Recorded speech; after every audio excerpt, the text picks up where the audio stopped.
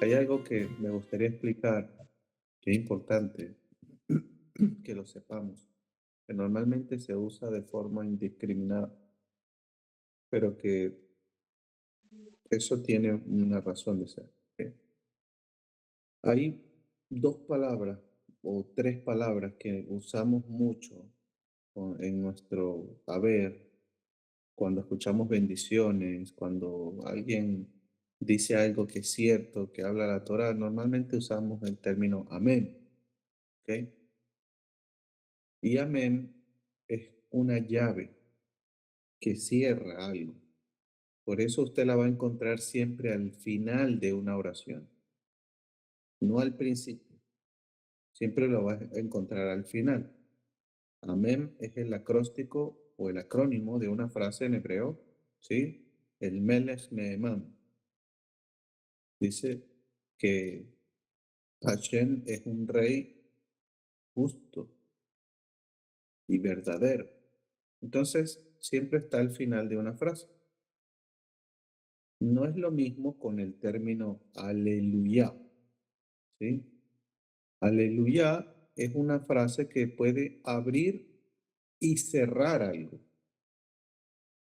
Por eso en los Teilim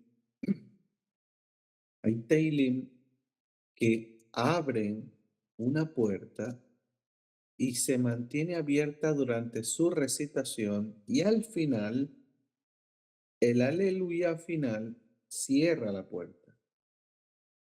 ¿Ok? Vamos a ver la situación como cuando yo quiero, es como una válvula, ¿sí? Se mantiene abierta cuando yo doy paso y cuando finalizo el uso, cierro, ¿vale? Usar el término de forma indiscriminada, como tenemos costumbre por influencia de otras teologías, que a todos le decimos amén, amén, sí Señor, alabanza es su nombre. No sabemos que estamos abriendo ni cerrando. No sabemos que estamos sellando, no sabemos que estamos firmando con el amén o con el aleluya, aleluya, porque esta expresión normalmente viene como expresión de agradecimiento o como expresión de aceptación de lo que se dice, si se está haciendo una oración o lo demás. Pero en los términos de la cultura hebrea, esas dos frases, amén y aleluya, son frases que son sellos, que sellan una oración. En el caso de esta que vamos a hacer por los enfermos, nosotros queremos que quede sellada este compromiso. Justamente esta oración termina con un amén. Lo que en el judaísmo se usa mucho es el Kenji Raxon.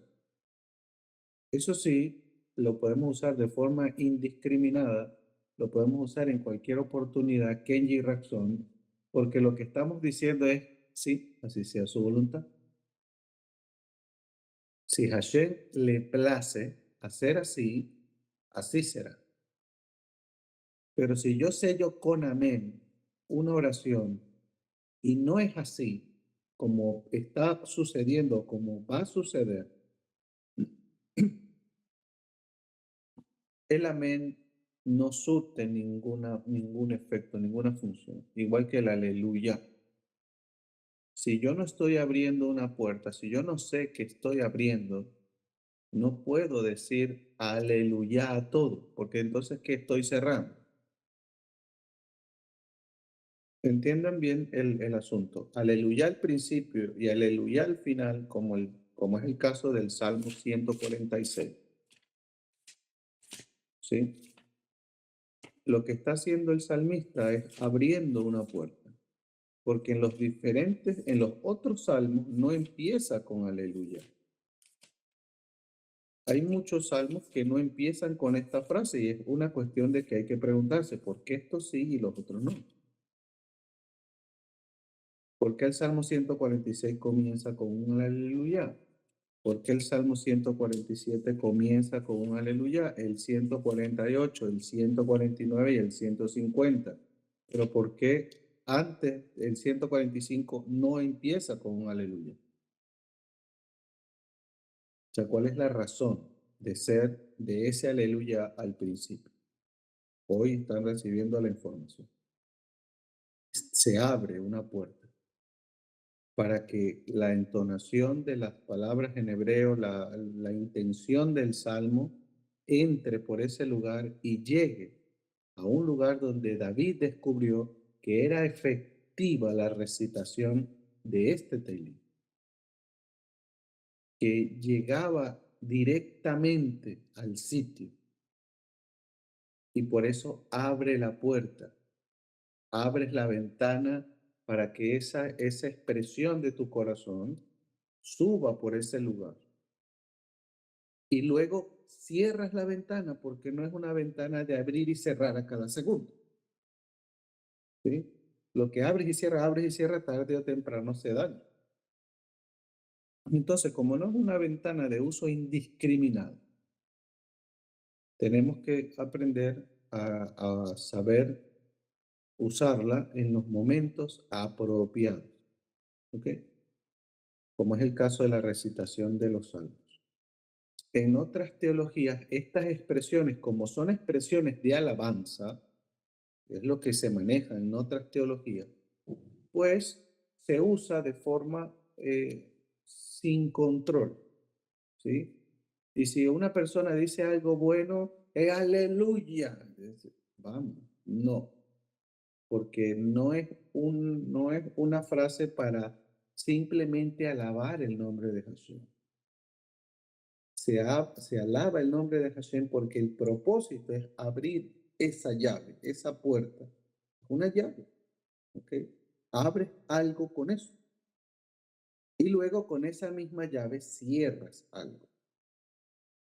Entonces, la mejor expresión, si yo quiero engrandecer el nombre de Hashem por un milagro, por algo que me sucedió, siempre usamos Baruch Hashem, toda a Él, ¿sí? Gracias a Él, Baruch Hashem, bendito Él el Eterno.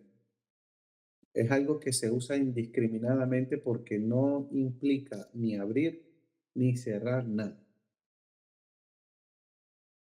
Hay una historia, creo que la dije el chaval pasado, la repito para entendimiento de lo que acabo de decir. Y es que le preguntaron al Rishon Lección si en algún momento había tenido miedo, en su vida había tenido miedo. Al ser una persona tan elevada espiritualmente, le preguntaron si él ha tenido miedo en su vida. Y el Rishon Lección respondió y dijo, sí, cuando rezo. ¿Cómo así? Dice, cuando yo me dispongo a hacer tefilá, tengo miedo de abrir puertas que no pueda cerrar luego, porque me distraigo, porque pierdo la concentración, porque el rezo es eso. El rezo es abrir puertas para que suban bendiciones y luego sellarlas con otras bendiciones a modo de ir cumpliendo como escalonadamente con una serie de actos que traen bendición no solamente a mi vida, sino a los que me rodean. Por esta razón específica es que siempre hacemos los mismos salmos, siempre hacemos las mismas oraciones, porque fueron escritas con esa intención. Es como el Padre Nuestro, el Ladino Shabbat Shammai que acabamos de leer, se fue escrita con una intención, por eso siempre es el mismo. El día que te aburras del Padre Nuestro, no puedes cambiar, pero fue escrito con un propósito, con una intención, por eso siempre es el mismo. Y ahí entra la razón por la cual es importante que el uso que se le dé a las frases que están al principio de una oración o al final se usen de una forma con cautela, ¿sí? Y se empiecen a adoptar otras expresiones para poder alabar el nombre de Hashem, sellar nuestro agradecimiento al Eterno. Ahora vas a poder entender por qué de repente si tú estás hablando con el Raf Meir, él usa mucho la frase Baruch Hashem, Baruch Hashem, porque es un reemplazo a las expresiones culturales que se han venido arrastrando desde otras teologías y que ya teniendo la información y el conocimiento de que son llaves que abren o cierran algo, es importante usarlas de forma adecuada. El, en el libro de Job está escrito algo importante sobre su vida. Y una frase, solamente una frase, la vida de Job, abrió una puerta y esa misma frase fue la que cerró esa puerta que se abrió al principio. Fíjese lo que dice Hashem de Job. Dice, ¿han visto a mi siervo Job, que es irreprensible, intachable delante de mí? Y respondió el acusador, mientras tu mano esté sobre él, cualquiera. ¿Han visto a mi siervo Job, que es irreprensible, intachable delante de mi presencia? Se abrió una puerta. ¿Y qué fue lo que entró por esa puerta? Lo que entró por la puerta que abrió Hashem fue a Satán y le dijo, colócalo en mi mano y verás cómo reniega de tu nombre. Y ya que la puerta estaba abierta, entonces quien la podía cerrar era la persona que tenía que padecer las, las, las pruebas que le iban a colocar para que no maldijera el nombre de Hashem. ¿Y qué fue, con qué frase cerró Job su jornada en contra de todas las pruebas que le colocó a Satán? Dijo, Baruch Hashem, Dios dio, Dios quitó. Baruch Hashem. En ninguna parte vamos a escuchar que Job dijo, aleluya. ¿Por qué? Porque no es una frase que se usara mucho en diferentes aspectos. Fue, fue con el descubrimiento posterior de que el aleluya es una llave que abre una serie de palabras y que luego tengo la bendición de cerrar con esa misma frase todas las palabras que he dicho para que vayan al destino que yo tracé según lo que está escrito en el libro de los Salmos, en la oración. Hay rabinos que escribieron oraciones y abren la oración con aleluya, pero al final la cierran de la misma manera. Entonces, cuando un aleluya está al principio de una oración y al final, tenemos que verlo como una herramienta, como tiene algo escondido. Tengo que tratarlo con cuidado, tengo que hacerlo con reverencia, porque quien lo escribió dejó para que se abriera y se sellara de principio a fin. Entonces, es importante que cuando se lean los salmos y eso, en estos lugares donde aparecen esas frases, aleluya al principio, aleluya al final, entienda que lo que estoy recitando hay algo oculto dentro.